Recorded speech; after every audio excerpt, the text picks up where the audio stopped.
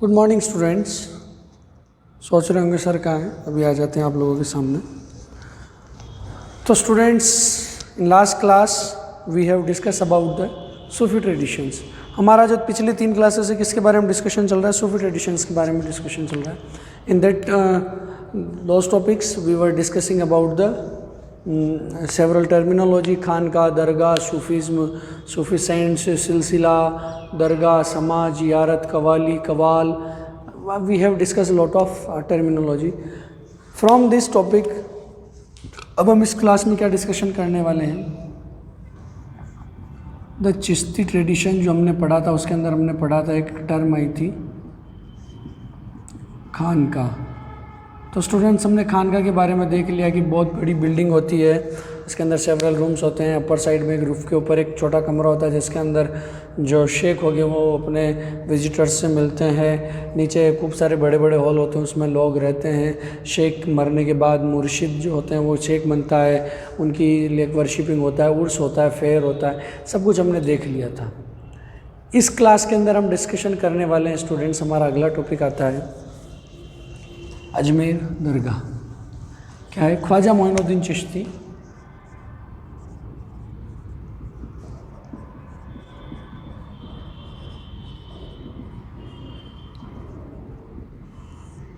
इनकी जो दरगाह है इसके बारे में एक शॉर्ट नोट पूछा जा सकता है। 1 सेकेंड स्टूडेंट्स। तो आप लोग देखेंगे कि एक ख्वाजा मोइनुद्दीन चिश्ती की दरगाह कहाँ है। सबसे इसका एक ब्रीफ इंट्रोडक्शन बता देता हूँ। कहाँ पर है? अजमेर में है। कहाँ है? क्वेश्चन पूछा गया है, बहुत बेसिक क्वेश्चन है। ख्वाजा मोइनुद्दीन चिश्ती की दरगाह कहाँ पर है? अजमेर में है। ख्वाजा मोइनुद्दीन चिश्ती किस सिलसिला से आते हैं? चिश्ती सिलसिला से वो आते हैं। ये बिलोंग फ्रॉम चिश्ती सिलसिला। ठीक है स्टूडेंट्स, इसके आगे हम चलते हैं। अजमेर के अंदर उनकी दरगाह है। तो क्वेश्चन पूछा जा सकता है कि बहुत फेमस नाम है Khwaja Moinuddin Chishti, world wide famous है, वर्ल्ड वाइड फेमस है। तो नेशन वाइड तो कोई बात ही नहीं हुई कि नेशन में इतने लोग, खूब सारे अलग अलग जगहों से, बंगाल से लेकर पाकिस्तान से लोग यहाँ पर आते हैं जियारत करने के लिए। क्या होता है? प्रार्थना को क्या बोलते हैं? जिसको हम हमारे लैंग्वेज में पूजा बोलते हैं, वर्शिपिंग बोलते हैं, उसको पर्शियन अरेबिक लैंग्वेज में क्या बोलते हैं स्टूडेंट्स? जियारत। जियारत कहाँ होती है? किसी भी सूफी सेंट या पीर की दरगाह पर। कहाँ होती है? दरगाह पर होती है। तो जियारत करने के लिए आते हैं इतने सारे लोग। तो क्वेश्चन पूछा सकता है कि सर इतने फेमस क्यों हैं? तो पहला क्या है, इसके फेमस होने के रीज़न लिख लो। कोई टॉपिक बन सकता है रीज़न फॉर फेमस या why this Dargah is so famous. इसके रीज़न से लिखने। पहला रीज़न है प्योरिटी या प्योरिटी, पाइटी एंड ऑस्टेरिटी। 3 टर्म होती है। ऑस्टेरिटी का मतलब तपस्या, पाइटी का मतलब उनकी दया, और प्योरिटी मतलब उनकी पवित्रता। प्योरिटी ऑफ शेख, जो यहाँ के शेख थे, कौन शेख थे? खानका के शेख होते लीडर। तो मोइनुद्दीन चिश्ती क्या थे? प्योर थे, पाइटी यानी दयालु थे, और ऑस्टेरिटी बहुत तपस्वी थे। तो इनकी तपस्या, इनकी दयालुता, इनकी प्योरिटी के कारण लोग इनसे बहुत अट्रैक्ट होते थे और पिलग्रिमेज करने के लिए इनकी वहाँ पर दरगाह पर आते। इनके शरीर छोड़ने के बाद इन्होंने जब व्हेन ही वाज डाइड तो उनकी जो दरगाह बनी है उस दरगाह के ऊपर लोग आते हैं। और क्यों आते हैं? क्योंकि मैंने बताया था जियारत करेंगे तो कब मिलेगी? बरकत। बरकत किस में होती है? मटेरियली और स्पिरिचुअली, दोनों तरफ से बरकत चाहिए तो क्या करना पड़ेगा? जियारत करनी पड़ेगी। जियारत कहाँ होती है? दरगाह में होती है। दरगाह में कौन होते हैं? पीर होते हैं, शेख होते हैं। तो ये होगी। तो पहला क्या? Purity, austerity of piety of sheikh. Second आता है students greatness of successor of sheikh. जो शेख के जो सक्सेसर थे यानी उनके जो उत्तराधिकारी थे, उनके बाद में जो स्टूडेंट्स जो अलग अलग लोग आए हैं ना, यानी उनके बाद आने वाले जो उनके सक्सेसर, उनके शिष्य हो गए, उनके डिसाइपल्स हो गए, उनके बाद जिन्होंने उस दरगाह को संभाला वो बहुत ग्रेट थे, यानी बहुत दयालु उदार थे, इसलिए वो इतनी फेमस हो गई। तीसरा क्या है? Various visit of royal patronage. यहाँ पर राजा लोग भी खूब बार आते थे। कौन आते थे? राजा लोग भी खूब बार आते थे। एक बार अभी टॉपिक हम डिस्कशन करेंगे अकबर सा रिलेशन। तो क्या होता था कि क्योंकि राजा इतने बड़े साधु महात्माओं के पास, हमारे अभी भी देखा जाता है कि बड़े बड़े जो नेता लोग हैं अलग अलग साधु महात्माओं के पास जाते हैं, उनसे पूजा मांगते हैं कि हमको ये चाहिए वो चाहिए, आशीर्वाद दो, बरकत दो, ये करो वो करो। तो सब कुछ इनकी डिमांड भी उस समय भी होती। तो अलग अलग उस समय क्या होता था, दे आर फ्रॉम इस्लाम, कि इस्लाम से थे। सूफी कौन थे? इस्लामिक पीपल थे। और जो उस समय जो किंग होते थे वो कौन भी थे? इस्लाम से थे, मुस्लिम थे। तो इनके पास जाना ही ऑब्वियसली बनता ही है, सेंट है तो साधु के पास जाते थे। तो क्यों जाते थे? रॉयल पैट्रोनेज भी बार बार जाती है। अलग अलग मोहम्मद बिन तुगलक आ रहा है, फिरोज शाह तुगलक आ रहा है, अकबर आ रहा है, बाबर आ रहा है, हुमायूं आ रहा है, जहांगीर आ रहा, शाहजहाँ आ रहा, औरंगजेब आ रहा, लोधी, सब कुछ खूब सारे लोग आते थे वहाँ पे। इतने सारे लोग आएंगे तो जगह फेमस हो जाएगी। मान लो अभी नरेंद्र मोदी भिलवाड़ा में आके कहीं पे भी कुछ भी खा ले पी ले, या कोई भी बड़ा नेता आएगा तो इसका मतलब क्या होगी? जगह फेमस होगी। मान लो एक छोटा सा यूट्यूबर, आज मैंने अखबार में पढ़ा कि एक यूट्यूबर है, उसने किसी एक दुकान वाले जो बहुत गरीब था, 80 साल का, वो ढाबा चलाता है, उसकी दुकान पे जाके एक नॉर्मल सा यूट्यूबर जिसके लगभग 5-6 मिलियन फॉलोवर्स हैं, उसने वहाँ पे जाके कुछ खाना पीना खा लिया तो इतना फेमस हो गया कि लोग उसकी दुकान पे आ पड़े, वो खूब पैसा उसने दुकान वाले के भी हो गया। तो वैसे ही इतना आप देखो तो केवल नॉर्मल यूट्यूबर जा रहा है, इधर तो पूरे देश का मालिक जा रहा है। तो रॉयल पैट्रोनेज के कारण इतनी फेमस हो गई। फोर्थ टॉपिक आता है स्टूडेंट्स, क्या है? अजमेर जो है उसकी सिचुएशन। अजमेर की सिचुएशन कहाँ है? अब ये क्या करता है अजमेर, देखो अगर हम ड्रॉ करते हैं, ये अपना इंडिया में ऐसे ड्रॉ करता हूँ, कभी मैं मैप नहीं मुश्किल से बनाता हूँ। तो हमारा राजस्थान यहाँ पड़ता है इंडिया के, यहाँ है अपना दिल्ली, और यहाँ आता है गुजरात। तो अजमेर जो होता था इस रास्ते में पड़ता था, ठीक है। तो बार बार विजिट करने के कारण क्या हो गया, ये ट्रेड रूट में आता था। किस में आता था? ट्रेड रूट में। तो ट्रेड रूट में आने के कारण क्या हो गया, ये बहुत फेमस हो गया। तो ट्रेड रूट में आने के कारण भी बहुत क्या हो गया, फेमस हो गया। तो 4 रीज़न है, क्योंकि अब अजमेर से लोग निकल रहे हैं, व्यापारी लोग बहुत निकल रहे हैं, खूब सारे ट्रेडर्स निकल रहे हैं, विजिटर्स खूब आएंगे।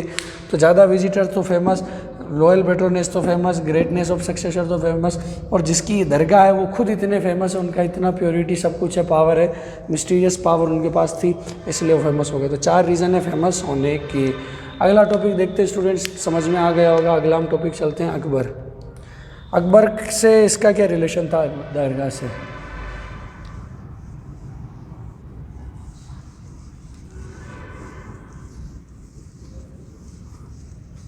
दरगाह, अकबर का रिलेशन क्या था? अकबर बहुत महान राजा कह सकते हैं उस बुक्स के अकॉर्डिंग। 14 टाइम्स विजिटेड दरगाह। कितनी बार उसने क्वेश्चन पूछा गया जा सकता है कि अकबर ने कितनी बार यात्रा की, कितनी बार विजिट किया? तो 14 टाइम्स, 14 बार वो गया है। और हर बार गया तो अलग अलग गिफ्ट लेके गया। Each visit different gifts. हर बार उसने क्या किया, वहाँ जाके गिफ्ट दिए हैं, गया। दूसरा क्या है, उसने क्या क्या डोनेशन किया था? एक उसने दिए थे बहुत बड़े बड़े, ह्यूज, ह्यूज माने बड़ा।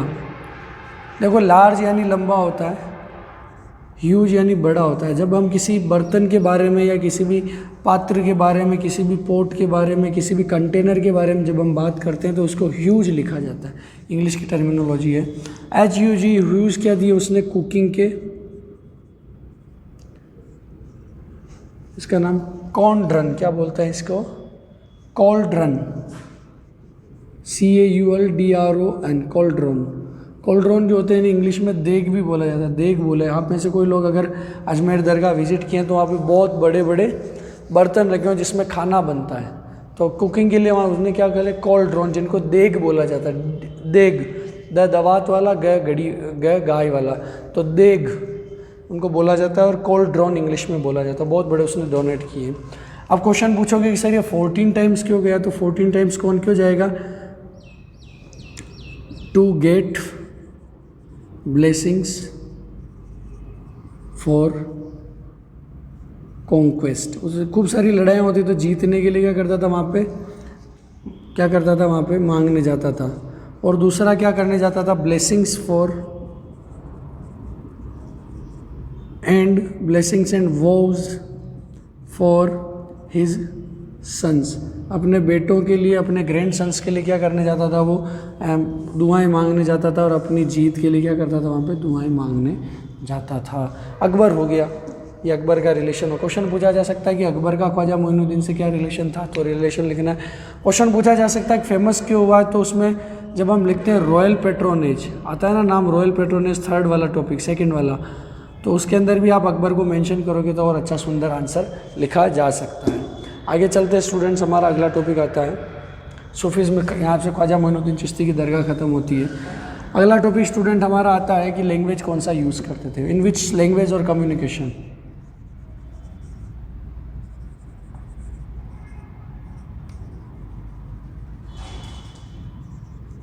Language and communication. Language and communication क्या होगा स्टूडेंट्स की, वो लैंग्वेज और कम्युनिकेट कैसे करते थे। अब क्वेश्चन बन सकता है कि आप पूछ सकते हो कि सर यार ये तो यहाँ से टर्की से आए थे, बाहर से आए थे, आउटर साइड से, बाहर से फॉरेनर्स थे, लेकिन इन्होंने क्या हुआ, कभी भी ध्यान रखना, अगर बाहर से कोई भी लोग आते हैं, जब वो इंडिया में आते हैं, हम कहीं पर भी चले जाते हैं तो वहाँ की लोकल लैंग्वेज के अंदर गुल मिल जाते हैं। जैसे मान लीजिए कोई बिहार से इंडिया, राजस्थान के अंदर काम करने आया भिलवाड़ा में, तो अगर उसने उसकी एक पीढ़ी काम कर ली है, उसके दादाजी आए थे, पिताजी भी आ गए हैं, पिताजी रह रहे हैं, और अगर उनका बेटा है या पिताजी भी हैं, तो क्या करेंगे, प्रोबेबली किस में बात करेंगे, लोकल लैंग्वेज में लोगों से बात कर सकते हैं, कम्युनिकेट कर सकते हैं।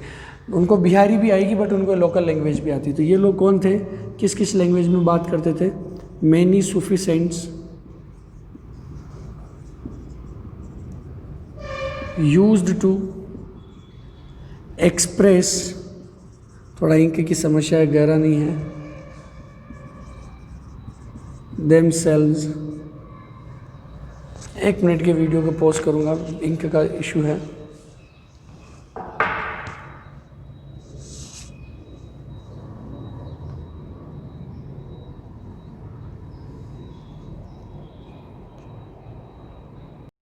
सो स्टूडेंट्स कंटिन्यू करेंगे कि इसको एक बार वापस क्लीन कर देता हूँ मैं, आप लोगों को दिखेगा नहीं क्योंकि ऊपर इतना गहरा नाम लिखा है, इतना डार्क है, नीचे इतना बिल्कुल लाइट हो गया है। तो वापस टॉपिक में लिखता हूँ लैंग्वेज एंड कम्युनिकेशन, ठीक है। तो लैंग्वेज एंड कम्युनिकेशन में हम बात कर रहे थे स्टूडेंट्स कि some Sufi saints used to talk or express themselves in, अब कौन सी लैंग्वेज में होगा, याद रखना हिंदवी। कौन सी लैंग्वेज है, हिंदवी। हिंदवी का दूसरा नाम आता है उर्दू। हिंदवी यानी जिसमें Hindi plus Persian language mix हो, Hindi plus Persian language mix हो, उसको बोलते हैं उर्दू या हिंदवी। या तो हिंदवी में करते थे और इन पर्शियन लैंग्वेज, ठीक है। तो एक तो हो गया कि पर्शियन लैंग्वेज में। अब क्या करते थे, सम सूफी सेंट्स लाइक बाबा फरीद, नाम याद रखना बाबा फरीद, फरीदुद्दीन गंज शकर, लास्ट में नाम सबके लिखे हुए। बाबा फरीद क्या करते थे, एक्सप्रेस इन लोकल लैंग्वेज में। कौन सी लैंग्वेज में, लोकल लैंग्वेज में, ठीक है। तो लैंग्वेज का मालूम पड़ गया, लोकल लैंग्वेज। अब कम्युनिकेशन या एक्सप्रेशन का मेथड क्या होता था, कम्युनिकेट लोगों से लोकल लैंग्वेज में, हिंदी में, इंग्लिश में, इंग्लिश तो नहीं है, हिंदी में, उर्दू में, पर्शियन लैंग्वेज में, लोकल लैंग्वेज में क्या करते थे, उनसे कम्युनिकेशन करते थे। तो लैंग्वेज एंड कम्युनिकेशन। अब देखो स्टूडेंट्स, एक नाम आता है मनसवीज, मनसवीज, ये होती हैं लंबी लंबी लॉन्ग पोएम्स संग और रिटन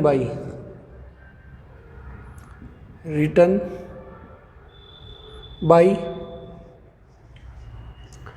किसके द्वारा रिटन होती थी, सूफी सेंट्स। याद रखना, क्वेश्चन पूछा जा सकता है कि मनसवी क्या है, तो सूफी सेंट्स या मनसवी या मनसवीज मनवीस, दोनों में से एक नाम है, मनसवीस का नाम है। तो क्या होती थी स्टूडेंट्स ये मनसवीस कि सूफी सेंट्स क्या करते थे, अपने आप को जो लव ऑफ गॉड है, लव ऑफ गॉड या love to God, love for God या डिवोशन को क्या करने के लिए, एक्सप्रेस करने के लिए, अपने लव फॉर गॉड को, ईश्वर अल्लाह के लिए अपने प्रेम को, लव फॉर गॉड को एक्सप्रेस करने के लिए वो क्या करते थे, पोएम्स लिखते थे। जो लंबी लंबी पोएम्स होती थी रिटन बाय सूफी सेंट्स, ये कौन सी लैंग्वेज में होती थी, पर्शियन में या हिंदवी लैंग्वेज में। इनको बोला जाता है मनसवीज या मनस्वीज, मनसवी मनस्वी दोनों में से एक नाम है। पर्शियन या हिंदवी लैंग्वेज में होती थी तो पोयम होती थी, लॉन्ग पोयम। और ये कब गाई जाती थी, जब समा कवाली गाई जाती थी, प्रोग्राम होता तब इनको गाया जा सकता था। इसके आगे चलते हैं स्टूडेंट्स, ये हमारा टॉपिक होता है लैंग्वेज एंड कम्युनिकेशन। ये छोटे छोटे टॉपिक्स हैं, सीधा आपको बस मैं जो पूरे हैं बिल्कुल एक इसका समराइज़ करके पूरा समझा देता हूँ। अंदर घुसेंगे तो हर एक वर्ड टू वर्ड पढ़ने में बहुत समस्या आती है, इसलिए मैंने क्या किया, आप नया ट्राई किया कि सब कुछ जो मेन मटेरियल है वो आपको इधर ब्लैक बोर्ड वाइट बोर्ड पे समझा दूँ, बचा हुआ आप उनको एक बार जब रीडिंग लगाएंगे, इस वीडियोस को देखते जाएंगे तो आपको सब कुछ क्लियर होता जाएगा, 100% गारंटी है।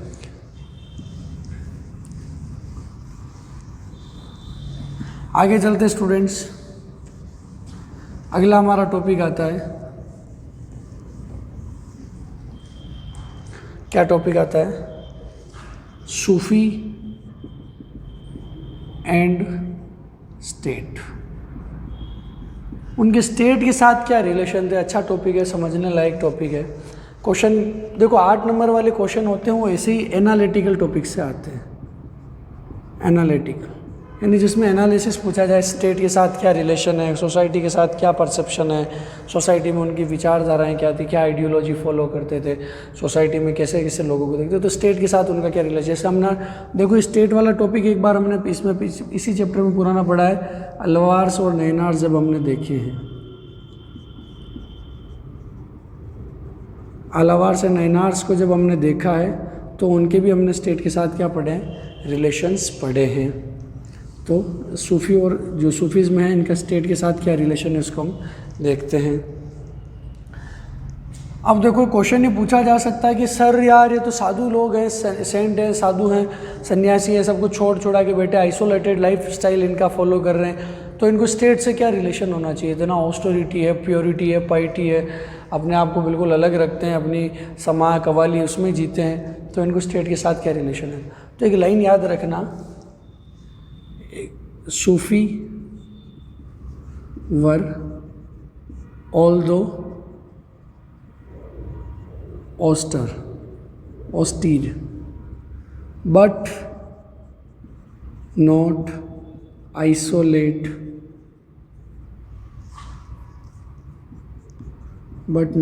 isolate state या political power। सबको मालूम है कि यार सर आप कहोगे, हमको भी मालूम है कि ऑल द ऑस्टर, यद्यपि वो बिल्कुल कहते हैं एकदम बिल्कुल तपस्वी लोग थे, साधु सन्यासी टाइप के, ऑस्टरिटी को फॉलो करने वाले, आइसोलेटेड फ्रॉम लाइफस्टाइल, बट उन्होंने कभी भी स्टेट की जो पॉलिटिकल पावर है उसको नकारा नहीं किया। हाँ, स्टेट की पॉलिटिकल पावर। अब क्वेश्चन यहाँ से बनता है कि सूफीज़्म में लोगों का स्टेट के लिए क्या परसेप्शन था, तो they believe although they were austere, उनके पास वो हाँ उनसे अलग थे, तपस्वी थे, अलग रहते थे, but they do not neglect the political power of state. उन्होंने आइसोलेट नहीं किया है, उन्होंने नहीं बोला कि अलग है, उनको उन्होंने एक्सेप्ट किया है, बट अपने आप को माना कि हम लोग ऑस्टर हैं, लेकिन अपने आप को स्टेट से बिल्कुल अलग नहीं कर लिया, बिल्कुल मना कर दिया, कुछ नहीं होता है जो सब कुछ अलग नहीं। Although they were austere but they do not isolate political power. आगे चलते हैं। अब क्या होगा, जैसा हमने देखा कि अकबर कितनी बार आया, 14 टाइम्स, और हर बार क्या लाया, उपहार लाया। घर पे मामा आए, मामा साथ में क्या लाए, खिलौने लाए। तो अकबर भी ऐसे खूब बार गया है, ऐसे so many rulers have visited that dargah, to many dargah of almost every Sufi saints की दरगाह पर वो लोग पहुंचते थे, and they used to donate some things और गिव देव गिफ्ट्स। तो गिफ्ट्स भी देते थे और क्या देते थे, डोनेशन। अगर वो जिंदा है सूफी सेंट तो खानकाह में पहुंचेंगे, मर गए तो उनकी दरगाह पे पहुंचेंगे। Donation and gifts. अब ये क्या करेंगे, डोनेशन एंड गिफ्ट्स वो क्या करते थे, एक्सेप्ट करते थे। क्या करते थे स्टूडेंट्स, एक्सेप्ट करने का मतलब ये कि they do not isolate political power. राजा दे रहा उसको ले लिया, और खूब सारे लोग नीचे नीचे तेरा नहीं चाहिए, हमारे अल्लाह है, ईश्वर है, मुझसे भी मानते हैं, हमको तुम्हारा कुछ नहीं चाहिए। बट जो डोनेशन गिफ्ट अनसोलिसाइटेड, एक वर्ड आता है अनसोलिसाइटेड,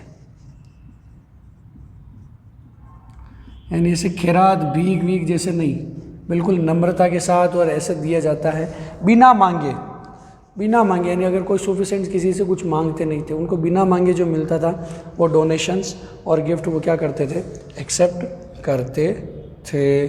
कहाँ से एक्सेप्ट करते थे, फ्रॉम पॉलिटिकल एलाइट्स।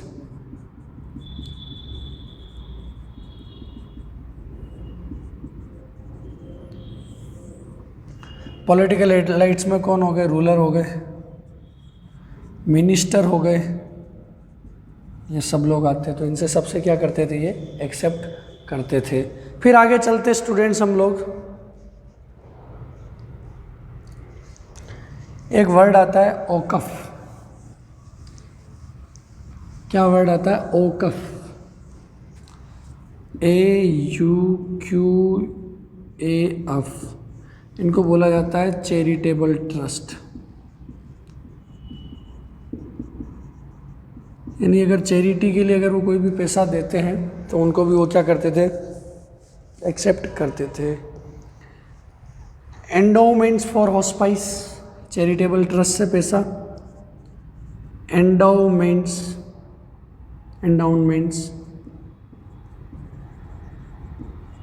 फॉर हॉस्पाइस, रहने गुजारा बसर करने के लिए, अपना गुजारा निकालने के लिए, जीने के लिए जो कुछ भी एंडाउमेंट्स उनको मिलते थे उनको एक्सेप्ट करते थे। और तीसरा क्या एक्सेप्ट करते थे वो स्टूडेंट्स, टैक्स फ्री लैंड। क्या एक्सेप्ट करते थे, टैक्स फ्री लैंड, जिसको बोला जाता है इनाम। अभी आपको बोले कि इनाम मिलेगा, तो इनाम का मतलब होता है कि खाने में कुछ मिल जाए, पैसा मिल जाए, या कोई हमको ऑब्जेक्ट कोई चीज़ मिल जाए, कुछ कंप्यूटर मिल जाए, लैपटॉप मिल जाए, मोबाइल मिल जाए, ये सब इनाम होते। बट याद रखना, इनाम was not a reward, it was a tax free land which was given और donated to the Sufi saints by the political elites. याद रख लेना, इनाम was a tax free land, रट लेना, इनाम was a tax free land which was given by और donated by political elites, ये रट लेना है। क्वेश्चन आ जाए इनाम क्या, तो ऐसा नहीं लिखना रिवॉर्ड नहीं, क्या टैक्स फ्री लैंड है जो पॉलिटिकल एलाइट्स इनको देते। तो ये तीनों चीज़ें एक्सेप्ट करते थे। अब एक्सेप्ट करने का मतलब क्या है, इसका मतलब सूफी और स्टेट के बीच में रिलेशन कैसे थे, गुड रिलेशन थे, देते थे। इनका मतलब ये एक्सेप्ट करें, इसका मतलब इनके बीच में कोई कॉन्जुगेशन था। हमने माना कि ये सब कौन है, ऑस्टेर लोग हैं, नहीं तपस्वी, ऑस्टेरिटी फॉलो करते, but they accepted things from state. इसका मतलब स्टेट की उन्होंने, स्टेट को भी एक्सेप्ट किया, स्टेट की जो सुपरमेसी उसको उन्होंने क्या किया है, एक्सेप्ट किया। अब आप पूछोगे सर इनको इतना पैसा वगैरह सब कुछ मिल रहा तो उसका यूज़ कहाँ करें। अगर उनको कैश मिलता था तो क्या करना है, कैश कहाँ यूज़ करते थे वो स्टूडेंट्स, कैश कहाँ यूज़ किया जाएगा, फूड के अंदर। कैश को कहाँ यूज़ कर सकते हैं, क्लॉथ्स में। कैश को कहाँ यूज़ कर सकते हैं, कैश को लिविंग नेसेसिटीज़ के अंदर, जीने के लिए जो चीज़ें चाहिए उसके अंदर। और फोर्थ यूज़ करते थे वो लोग समा, जो कवाली होती थी वो ऑर्गेनाइज करवाने में। तो 4 जगह इनके कैश का यूज़ होता था, फूड, क्लॉथ, लिविंग। तो हम क्या कर रहे हैं, सूफी और स्टेट का पढ़ रहे हैं पूरा। तो हमने देखा रिलेशन बहुत अच्छे हैं, एक्सेप्टेड है, डोनेशन लेते हैं, सब कुछ करते हैं। बट एक लास्ट लाइन याद रख लेनी है कि क्या हुआ स्टूडेंट्स कि कुछ तुर्क, नाम आता है तुर्क, और सूफी जो थे, इसके पहले ये एक बात ध्यान रख लेने की, अब ये लोग तो एक्सेप्ट इनसे कर रहे हैं, सूफी लोग क्या कर रहे हैं, इनसे इतनी सारी चीज़ें एक्सेप्ट कर रहे हैं।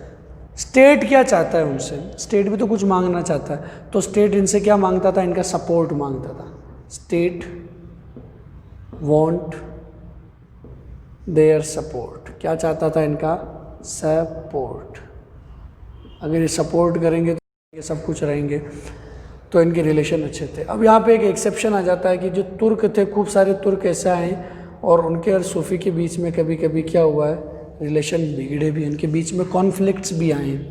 कॉन्फ्लिक्ट्स आने का रीज़न क्या है कि एक कुछ तुर्कों ने क्या किया, जो तुर्क रूलर थे उन्होंने क्या किया, उल्मा, मैंने बताया था आपको उल्मा क्या होते हैं स्टूडेंट्स, मन में आ गया होगा फिर भी बता देता हूँ। उल्मा होते हैं स्कॉलर ऑफ